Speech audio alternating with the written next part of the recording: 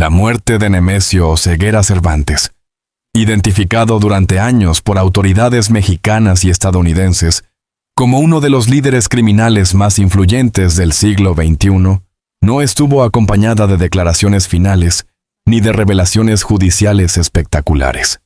No hubo una comparecencia pública, ni filtraciones de confesiones grabadas, ni documentos personales que permitieran reconstruir desde dentro la arquitectura de su organización. Si algo marcó el final de su historia fue el silencio. Ese silencio no fue improvisado. Fue coherente con la trayectoria de un hombre que, según expedientes judiciales y reportes de inteligencia, construyó su poder sobre 3 pilares fundamentales: discreción, fragmentación operativa y control estratégico de la información. Durante más de una década, su nombre circuló en informes de seguridad nacional, comunicados de recompensas internacionales y análisis de riesgo geopolítico. La figura de Oseguera Cervantes trascendió fronteras y se convirtió en símbolo de la expansión contemporánea del crimen organizado mexicano. Sin embargo, lo que el público conoció fue siempre una versión parcial. Datos oficiales, estimaciones, hipótesis de expertos y reconstrucciones indirectas. Nunca su propia voz. A diferencia de otros líderes criminales que optaron por la ostentación mediática o la construcción de una narrativa pública directa, Oseguera Cervantes evitó sistemáticamente la exposición. Su imagen circuló principalmente a través de fichas policiales y descripciones oficiales. No concedió entrevistas conocidas, no promovió manifiestos ideológicos, no intentó justificar públicamente su accionar. Ese perfil bajo no fue accidental. En el mundo del crimen organizado contemporáneo, la visibilidad excesiva puede convertirse en vulnerabilidad operativa. Los expertos en seguridad sostienen que las estructuras más resilientes son aquellas donde el liderazgo se mantiene distante, protegido por múltiples capas de intermediarios y compartimentos estancos. En su caso, la fragmentación era clave. Las células operativas funcionaban con relativa autonomía. Las decisiones estratégicas descendían sin necesidad de exposición pública. El mensaje interno no requería discurso, se transmitía mediante resultados. La ausencia de declaraciones finales prolonga esa lógica hasta el último momento. Cuando una figura de alto perfil muere sin hablar, el vacío informativo genera especulación. El silencio se convierte en terreno fértil para narrativas contrapuestas. Para las autoridades, representa la pérdida de una posible fuente de inteligencia. Para los investigadores, implica un rompecabezas incompleto. Para las víctimas, puede significar una justicia que nunca escuchó explicaciones. El periodista se enfrenta entonces a un desafío: reconstruir sin caer en la ficción, analizar sin llenar los vacíos con suposiciones. Porque en casos de esta magnitud, la tentación de mitificar es constante. ¿Qué pudo haber revelado? Si hubiera decidido hablar, las preguntas eran múltiples y de enorme relevancia. ¿Cómo se estructuraban realmente las rutas financieras internacionales? ¿Qué actores legales facilitaron operaciones económicas? ¿Qué tensiones internas existían dentro de la organización? ¿Cuáles eran las verdaderas prioridades estratégicas a largo plazo? En investigaciones históricas sobre estructuras criminales, los testimonios de líderes capturados han permitido desmantelar redes enteras. Pero cuando el líder no declara, las estructuras pueden reconfigurarse con mayor facilidad. En ese sentido, el silencio no solo protege el pasado, protege el futuro de la organización. Reducir el fenómeno del crimen organizado a una sola figura es una simplificación mediática frecuente. Sin embargo, los especialistas en criminología insisten en que estas organizaciones prosperan en contextos estructurales específicos: desigualdad económica, corrupción institucional, debilidad en sistemas judiciales y alta demanda internacional de sustancias ilícitas. Su muerte, por tanto, no equivale automáticamente a la desaparición del fenómeno. La historia demuestra que las organizaciones criminales tienden a adaptarse, fragmentarse o transformarse, pero rara vez desaparecen por completo tras la caída de un solo líder. El silencio final refuerza esa percepción. El individuo se extingue, la estructura continúa.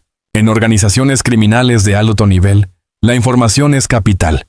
Saber demasiado puede ser peligroso, pero controlar el flujo de datos es una herramienta de poder. Diversos analistas sostienen que una de las fortalezas operativas atribuidas a su estructura fue la compartimentación. Cada célula conocía únicamente lo necesario para su función específica. Esa estrategia dificulta la desarticulación total en caso de capturas. Si el líder nunca reveló información clave, incluso en sus últimos momentos, el modelo de compartimentación pudo mantenerse intacto. Desde una perspectiva periodística, esto plantea una conclusión incómoda. La historia completa quizá nunca sea documentada. Más allá de los datos concretos, la muerte de una figura de este calibre tiene un efecto simbólico. Marca el cierre de una etapa narrativa en la cobertura mediática del crimen organizado. Durante años, su nombre encabezó informes internacionales. Representaba una amenaza prioritaria en discursos oficiales. Era citado en comparecencias diplomáticas y estrategias de cooperación bilateral. Con su muerte, esa narrativa cambia de foco, pero no desaparece. La pregunta que emerge es inevitable. ¿Se trató del final de una era o simplemente de una transición silenciosa? El periodismo riguroso no puede ignorar la dimensión humana, aunque se trate de figuras asociadas a violencia estructural. Detrás del expediente judicial existe una biografía personal. Familia, entorno social, experiencias formativas. Comprender esos factores no implica justificar conductas criminales, sino analizar el contexto que contribuyó a su formación. El silencio final impide conocer su propia versión de esa historia. Nunca sabremos cómo interpretaba él mismo su trayectoria. Nunca escucharemos su justificación personal. Nunca conoceremos su relato íntimo de los acontecimientos. Y ese vacío es informativamente significativo. Un legado de interrogantes. La muerte sin declaración pública consolida una característica que definió su trayectoria. La opacidad. No dejó memorias. No dejó entrevistas. No dejó un manifiesto final. Dejó interrogantes. La muerte de Nemesio Oseguera Cervantes, sin declaraciones públicas, representa un fenómeno comunicacional y estratégico relevante. Refuerza la lógica de discreción que caracterizó su liderazgo y deja a investigadores y periodistas frente a un archivo incompleto. Murió sin decir una palabra. Y ese silencio, lejos de cerrar la historia, la mantiene abierta. Cuando se analiza la trayectoria de Nemesio Oseguera Cervantes, el foco suele concentrarse en los episodios de violencia que marcaron titulares internacionales. Sin embargo, detrás de esa narrativa visible, existía una estructura mucho más compleja. Una arquitectura organizativa diseñada para resistir golpes operativos, fragmentarse sin colapsar y adaptarse a escenarios cambiantes. Comprender esa arquitectura es esencial para entender por qué su muerte no implica necesariamente la desaparición automática de la red que lideraba. Diversos informes académicos sobre crimen organizado contemporáneo coinciden en que las organizaciones del siglo XXI operan bajo lógicas empresariales. Esto significa que diversifican actividades, gestionan riesgos, invierten en logística, protegen cadenas de suministro, utilizan mecanismos sofisticados de lavado de capitales. En este contexto, la estructura asociada a Oseguera Cervantes fue descrita por analistas como una organización flexible, descentralizada y orientada a la expansión estratégica. A diferencia de modelos verticales rígidos del pasado, la fragmentación operativa permite que células locales funcionen con autonomía relativa. Si una parte es neutralizada, el conjunto no necesariamente colapsa. Este principio, conocido en estudios organizacionales como redundancia estructural, dificulta la desarticulación total. Uno de los elementos más mencionados en reportes de inteligencia fue la compartimentación. Cada célula conocía únicamente la información indispensable para su función específica. En términos prácticos, esto implica que los operadores logísticos no necesariamente conocen a los responsables financieros. Los encargados financieros no interactúan directamente con ejecutores armados.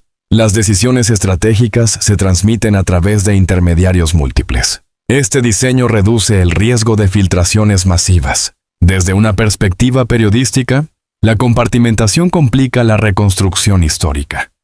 Sin confesiones internas, sin documentos filtrados, la red completa permanece parcialmente oculta.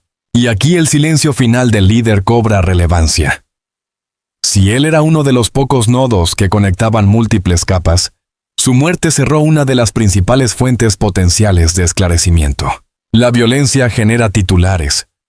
Las finanzas sostienen el sistema. Especialistas en economía ilícita insisten en que las grandes organizaciones criminales sobreviven gracias a circuitos financieros sofisticados que pueden incluir transferencias internacionales complejas, inversiones en bienes raíces, movimientos de capital en jurisdicciones con supervisión limitada, sin acceso a declaraciones internas o documentación judicial completa. Muchas de estas rutas solo pueden reconstruirse parcialmente.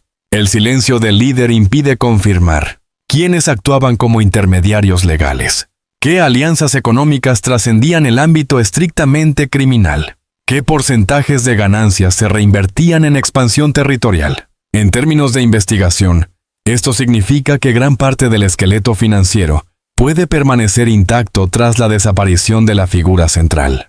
La expansión de organizaciones criminales contemporáneas no se limita a un solo país. El fenómeno responde a dinámicas globales, mercados internacionales, rutas marítimas, cooperación entre redes ilícitas. La estructura asociada a Oseguera Cervantes fue vinculada en distintos informes a conexiones internacionales. Sin embargo, la naturaleza exacta de esas alianzas rara vez fue documentada públicamente con detalle exhaustivo. El crimen organizado moderno funciona como red, no como pirámide aislada. Esto implica que la caída de un nodo central puede provocar reacomodos, pero no necesariamente la disolución del sistema completo. Tecnología y comunicación. Otro componente clave fue el uso estratégico de tecnología. Las organizaciones contemporáneas emplean sistemas cifrados de comunicación, protocolos de anonimato digital, movilidad constante de dispositivos, redes fragmentadas para evitar interceptaciones. Sin testimonios internos, es imposible determinar con precisión la sofisticación real de esos sistemas. Lo que se conoce proviene de operativos específicos y decomisos tecnológicos aislados. El silencio del líder impide conocer el diseño integral del sistema de comunicación. Uno de los puntos más sensibles tras la muerte de un líder criminal es la sucesión. En organizaciones altamente personalistas, la desaparición del líder genera fracturas internas. En estructuras más institucionalizadas, la transición puede estar prevista con anticipación. Sin declaraciones ni documentos públicos, persisten preguntas fundamentales. ¿Existía un sucesor designado? ¿Había acuerdos internos claros sobre la continuidad? ¿Se produjo una reconfiguración inmediata? Los antecedentes históricos muestran que algunas organizaciones sobreviven décadas precisamente porque anticipan estos escenarios. Si la estructura fue diseñada para resistir, el silencio final puede haber sido parte de esa estrategia. Evitar que información crítica debilitara la transición. En cualquier análisis serio del crimen organizado, surge una pregunta incómoda. ¿Hasta qué punto las organizaciones logran operar sin interactuar con actores del ámbito legal? El periodismo de investigación ha documentado históricamente la existencia de zonas grises donde confluyen intereses económicos, políticos y criminales. Sin embargo, probar judicialmente esas conexiones es extraordinariamente complejo. La muerte sin declaración pública elimina la posibilidad de confesiones que pudieran haber arrojado luz sobre posibles vínculos. Desde el punto de vista informativo, eso deja espacios abiertos que probablemente nunca serán llenados completamente. La arquitectura invisible del poder no desaparece con la muerte del arquitecto si los planos ya fueron distribuidos. Esa es la metáfora que utilizan algunos especialistas en seguridad para explicar por qué las estructuras complejas tienden a adaptarse. La desaparición física del líder puede reducir temporalmente la cohesión, generar disputas internas, provocar reacomodos violentos. Pero también puede consolidar mecanismos de descentralización previamente diseñados. Sin acceso a fuentes internas, el análisis debe apoyarse en patrones históricos y datos verificables. En el caso de Nemesio Oseguera Cervantes, Su silencio final no solo cerró una biografía pública, preservó la opacidad de una estructura que probablemente fue diseñada para sobrevivir, incluso a su desaparición. El crimen organizado contemporáneo opera como sistema, no como individuo, y mientras no existan revelaciones documentadas desde el interior, la arquitectura invisible seguirá siendo, en gran medida, un mapa incompleto. El hombre murió. La estructura, en cambio, plantea una pregunta que aún no tiene respuesta definitiva. ¿Se desmoronará con el tiempo? ¿O simplemente continuará operando bajo nuevos nombres y nuevas sombras? La figura de Nemesio Oseguera Cervantes no solo fue objeto de persecución judicial y seguimiento internacional, también fue materia prima para la construcción de una narrativa poderosa que trascendió el ámbito estrictamente criminal. En el ecosistema contemporáneo de información, donde convergen medios tradicionales, redes sociales y cultura popular, el mito puede crecer con la misma rapidez que los hechos verificables. Y cuando un personaje muere sin hablar, el mito encuentra terreno fértil. En los estudios sobre comunicación y crimen organizado, existe un fenómeno recurrente: la transformación del líder criminal en símbolo. Este proceso no surge necesariamente por voluntad del propio protagonista. Es el resultado de múltiples factores: cobertura mediática constante, recompensas millonarias que refuerzan la idea de enemigo prioritario, declaraciones oficiales que elevan el perfil del individuo. Durante años, el nombre de Oseguera Cervantes apareció en comunicados binacionales, informes de seguridad y análisis geopolíticos.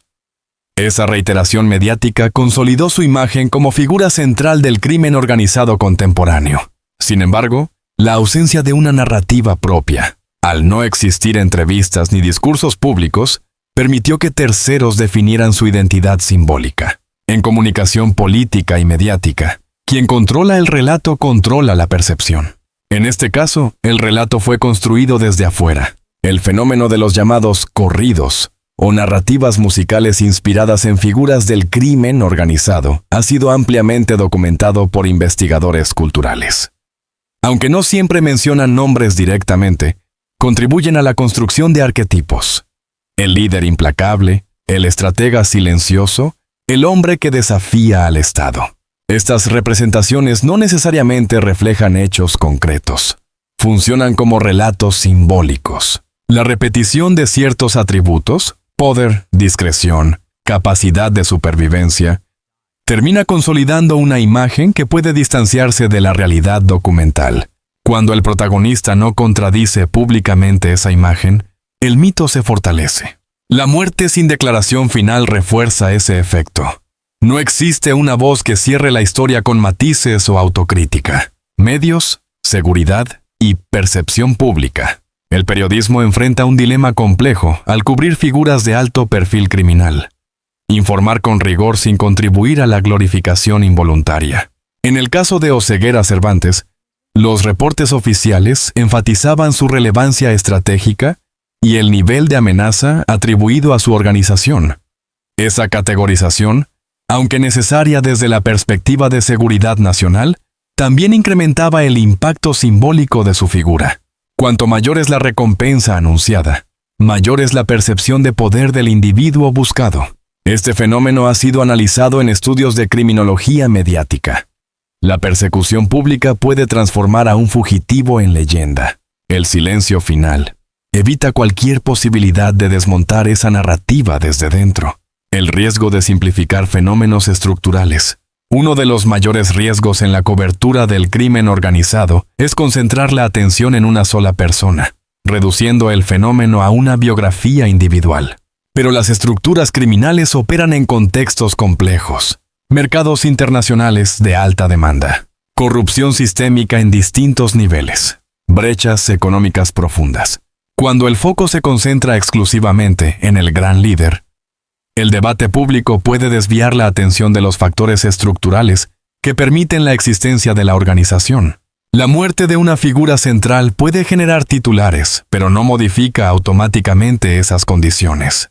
Desde el punto de vista periodístico, el desafío es evitar que la narrativa personal le eclipse el análisis sistémico. Silencio y construcción póstuma. En historia contemporánea, el silencio posterior a la muerte de personajes polémicos suele generar dos efectos paralelos: la mitificación, la demonización absoluta. Ambos extremos simplifican la complejidad. Sin testimonio directo, la figura queda atrapada entre interpretaciones ajenas. No hay posibilidad de contraste narrativo. El caso de Oseguera Cervantes encaja en este patrón. Su muerte sin declaración pública deja abiertas múltiples lecturas. Para algunos sectores, representa el cierre de un ciclo de violencia. Para otros, es la caída de un líder cuya estructura continuará bajo nuevas formas. Para analistas internacionales, es un episodio más en la dinámica de adaptación del crimen organizado global. El silencio permite que todas esas interpretaciones coexistan. La psicología del poder invisible. Existen estudios en psicología del liderazgo clandestino que señalan un rasgo común en figuras que operan durante largos periodos en la ilegalidad: la preferencia por la invisibilidad estratégica. No hablar es una forma de control. En entornos donde la información es poder, el silencio reduce vulnerabilidades. Declarar implica revelar. Revelar implica riesgo. Si esa fue la lógica que guió su trayectoria, resulta coherente que también definiera su final. El papel del periodista ante el mito. Frente a una figura rodeada de silencio, el periodista debe adoptar una posición clara. Verificar antes de afirmar. Diferenciar hechos comprobados de hipótesis. Evitar adjetivaciones que alimenten la narrativa épica. Contextualizar dentro de dinámicas estructurales. El mito puede generar audiencia. El análisis genera comprensión. La responsabilidad informativa exige resistir la tentación de llenar los vacíos con especulación dramática.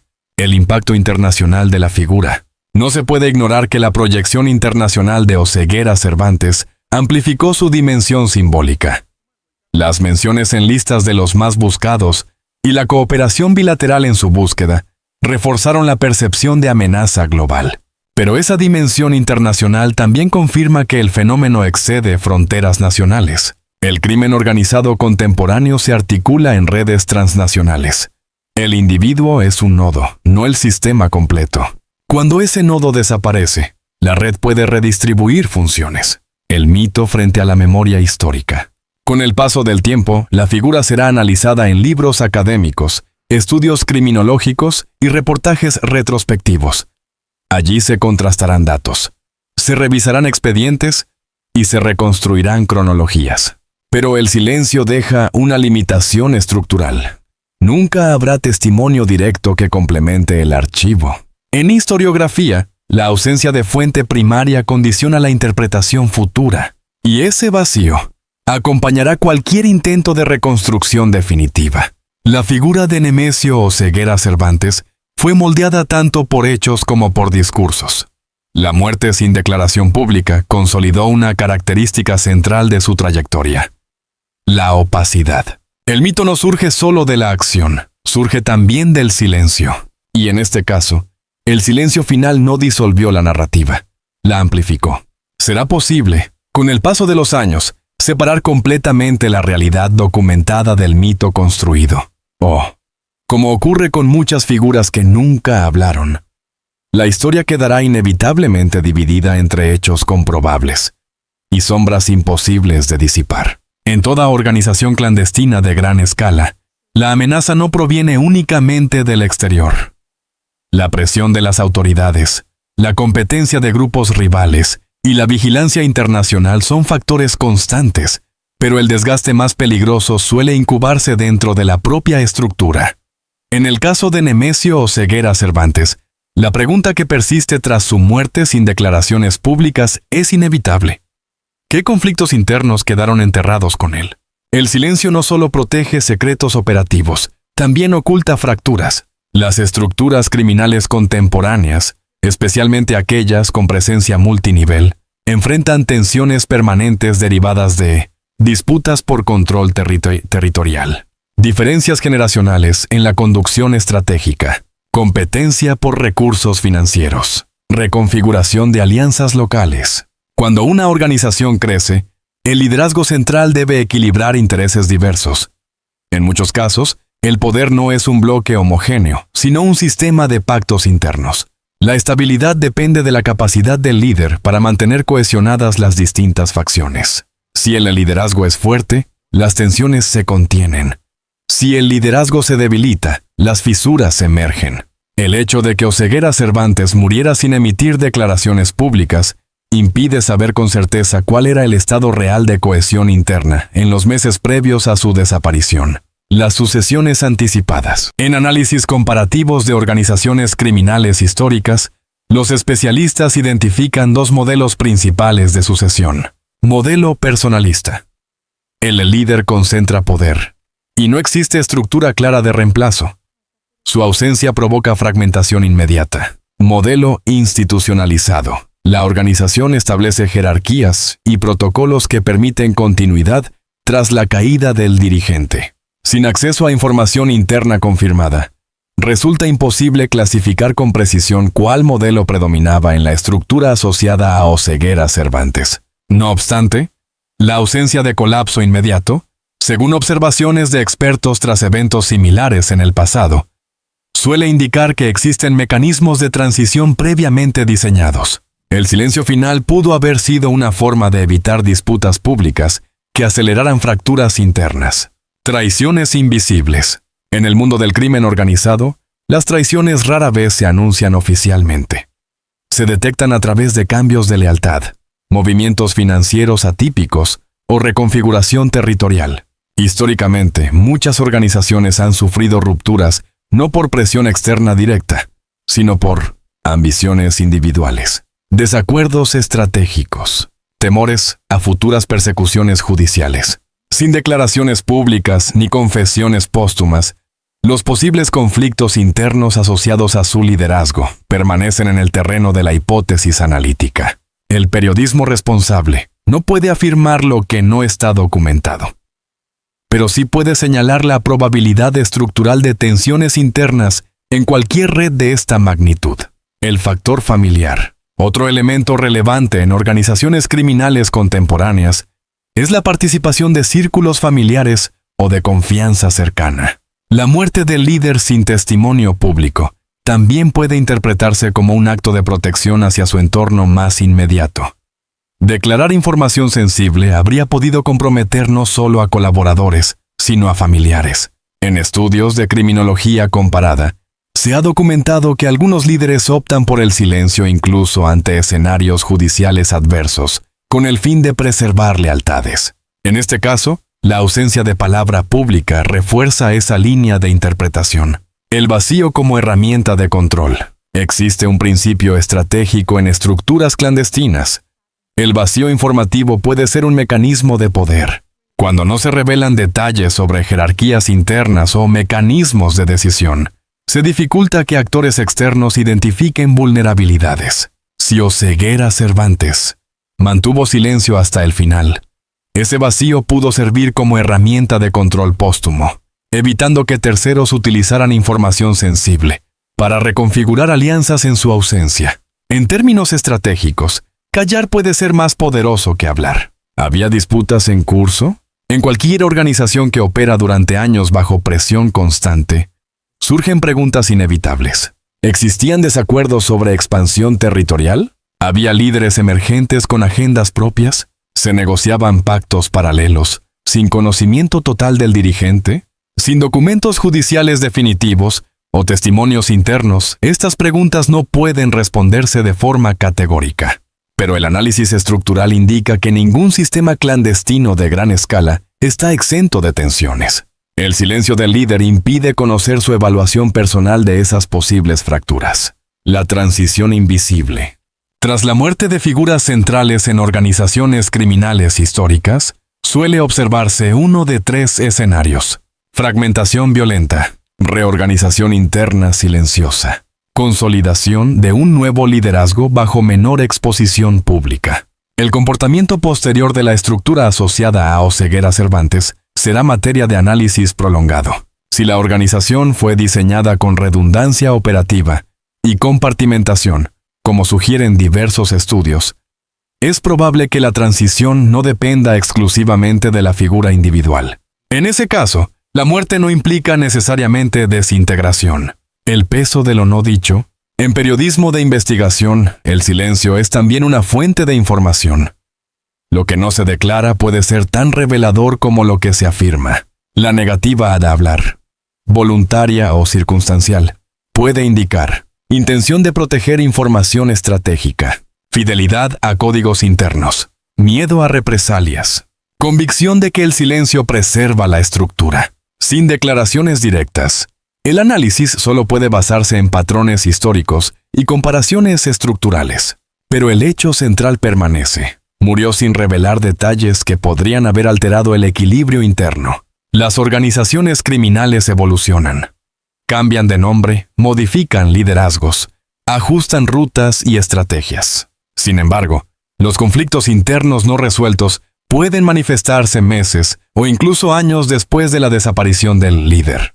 Si existían tensiones subyacentes, la historia futura podría reflejar sus efectos en forma de reacomodos territoriales o disputas de influencia.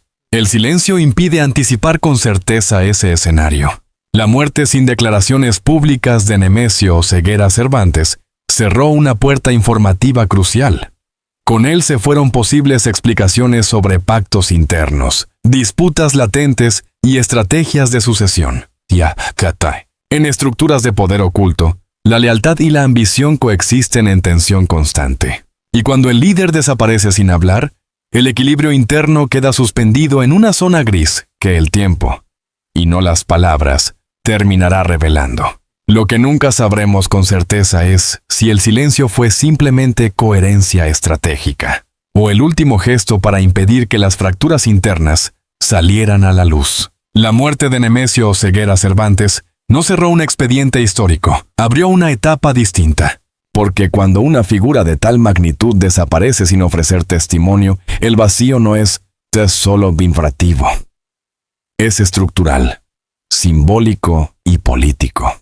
En numerosos procesos judiciales internacionales, la caída de líderes criminales ha dado paso a revelaciones que modifican la comprensión pública del fenómeno. Declaraciones ante tribunales, colaboraciones con fiscalías o confesiones indirectas han permitido desmontar redes enteras. En este caso no ocurrió.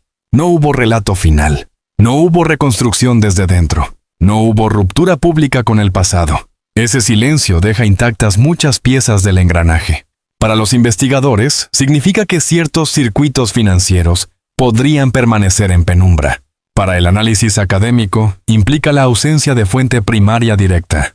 Para la sociedad, representa una sensación de historia incompleta. Las instituciones de seguridad y justicia operan sobre evidencias documentadas. En el caso de organizaciones complejas, la información se acumula durante años. Expedientes, interceptaciones, testimonios fragmentarios. Pero incluso con archivos extensos, la voz del líder ofrece una perspectiva única. Puede confirmar hipótesis, revelar jerarquías ocultas, o desmontar mitos construidos. Al no existir esa voz, la memoria institucional queda parcialmente condicionada. La historia oficial será necesariamente una reconstrucción indirecta. La dimensión internacional del fenómeno. El fenómeno asociado a la figura de Oseguera Cervantes no puede entenderse exclusivamente dentro de un marco nacional. Las dinámicas contemporáneas del crimen organizado están conectadas a mercados transnacionales, flujos financieros globalizados, rutas marítimas y aéreas internacionales, redes logísticas sofisticadas. Su muerte no altera automáticamente esos circuitos. El sistema global que permitió la expansión de organizaciones criminales sigue operando bajo dinámicas económicas complejas. Desde el análisis periodístico, resulta crucial recordar que la figura individual es solo un componente dentro de un fenómeno estructural más amplio. Más allá de las cifras y los informes estratégicos, existen comunidades que han vivido bajo la influencia directa o indirecta de estructuras criminales. Para ellas, la muerte del líder puede significar esperanza de disminución de violencia, temor a disputas internas posteriores, incertidumbre ante posibles reacomodos. La historia demuestra que los periodos de transición pueden generar tanto estabilidad como confrontación. Sin declaraciones públicas que clarifiquen escenarios internos, el futuro inmediato queda sujeto a dinámicas que solo el tiempo revelará. En análisis sociopolíticos, El silencio no siempre se interpreta como ausencia. A veces se convierte en herencia. El hecho de no haber hablado evita contradicciones públicas, impide confesiones que alteren equilibrios, mantiene intactas lealtades internas. Desde esa perspectiva, el silencio puede haber sido una decisión coherente con la lógica de protección estructural que caracterizó su liderazgo. Pero también deja un efecto colateral inevitable, la imposibilidad de conocer su versión personal de los hechos. En contextos de alta complejidad, el periodismo tiene una tarea esencial: separar el análisis estructural de la narrativa emocional. La muerte de una figura asociada al crimen organizado no debe convertirse en espectáculo ni en mito heroico. Tampoco debe simplificarse como solución definitiva a un problema profundo. La responsabilidad informativa exige contextualizar, verificar, evitar especulación sin sustento, analizar causas estructurales. La figura de Oseguera Cervantes será objeto de estudios futuros, reportajes retrospectivos y análisis académicos. Pero siempre habrá un límite impuesto por su propio silencio, que quedará para la historia. Con el paso de los años, los archivos judiciales se abrirán parcialmente. Los documentos desclasificados ofrecerán piezas adicionales. Investigadores reconstruirán cronologías más precisas. Sin embargo, ciertas preguntas probablemente permanecerán sin respuesta definitiva. ¿Cuáles fueron sus decisiones más determinantes?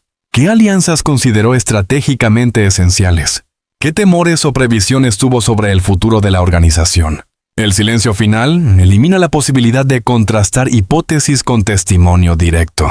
En historiografía, eso significa que el personaje quedará inevitablemente dividido entre documentación oficial y zonas grises interpretativas. El fenómeno más allá del individuo. Quizá la conclusión más relevante no se refiere al hombre, sino al sistema. El crimen organizado contemporáneo no depende exclusivamente de líderes carismáticos o visibles. Opera como red, se adapta como organismo y evoluciona según presiones externas. La muerte de un dirigente puede modificar el equilibrio interno, pero no desmantela por sí sola las condiciones que permiten la existencia de la estructura. En ese sentido, el legado más importante no es su biografía, sino el recordatorio de que los fenómenos complejos requieren respuestas estructurales. La imagen final es simple y contundente. Un hombre que durante años fue señalado como figura central del crimen organizado, muere sin dejar declaración pública que esclarezca su versión de los hechos. El expediente continúa. Las investigaciones continúan. El fenómeno continúa. Lo que no continuará es la posibilidad de escuchar su voz. En el periodismo, la ausencia también es dato. El silencio de Nemesio Oseguera Cervantes no solo cierra una vida, abre una interrogante histórica que probablemente nunca será respondida en su totalidad. Porque hay historias que se documentan con palabras, y hay otras que, al no pronunciarse jamás, se convierten en preguntas permanentes dentro de la memoria colectiva.